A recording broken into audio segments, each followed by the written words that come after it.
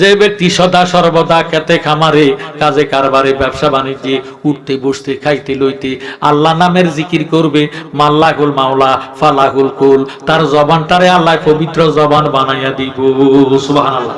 এই লোকটার যখন হায়াত শেষ হইয়া যাইব, মালেকাল মাউত আজরাইল রূহ নেওয়ার জন্য যখন হাতটা বাড়াইব, আজরাইল আল্লাহওয়ালা বান্দার দেখি একটা চিৎকার দিব, ও আমার আল্লাহ, তোমার বান্দার রূহ আমি নিতে পারবো না। সুবহানাল্লাহ। আমার আল্লাহ ডাক দিয়ে কয়, আজরাইল কেন আমার বান্দার রূহ নিতে পারবে না? আজরাইল উত্তর দেয়, আল্লাহ তোমার এই বান্দা দুনিয়াতে থাকা কালে উঠতে বসতে খাইতে লইতে সদা সর্বদা তুমি খোদার জিকিরের নামে আল্লাহ নামের জিকির করতে করতে তার সমস্ত দেহটা আল্লাহ ওয়ালা হইয়া গেছে।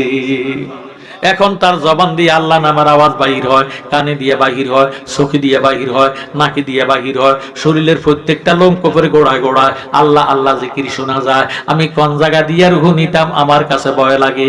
আমার আল্লাহ ডাক দিয়ে কয়, আজাইল তুমি যদি আমার আল্লাহ ওয়ালা বান্দার রুহু কবজ করতে চাও, তোমার হাতের তালকার মধ্যে আল্লাহ নামটা অঙ্কন করিয়া আমার মৃত্যুমুখী বান্দার মুখের সামনে ধরো, এইভাবে নাড়াচাড়া দাও, চুম্বুকে যেইভাবে লোহাকে টান দিয়া চুম্বুকের সঙ্গে মিশাইয়া বালায় আল্লাহ নামের পাগল রুহুটা আল্লাহর মধ্যে আসিয়া মিশিয়া যাইব, তুমি আজাইল খবর পাইতা না।